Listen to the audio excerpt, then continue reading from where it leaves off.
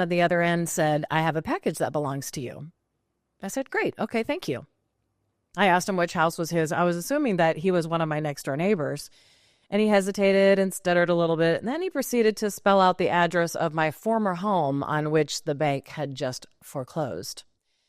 My vitamins had been mailed to the home that I built, that I was so proud to own, that I probably should have never bought in the first place, and that I couldn't afford, and then I lost. The feeling that I was such a loser rushed through my blood again. So much shame, as it had done so many times. I had to gather the kids in the car that night in the pouring rain, drive to our old home that we no longer lived because I was a big failure.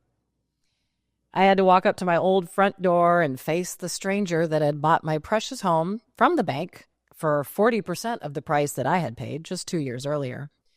I peeked inside to see if he had painted over my $10,000 paint job. He hadn't. Hey, something good comes from everything, right? It was a beautiful home, and I had moved into a rental with shitty carpets, but more on that later.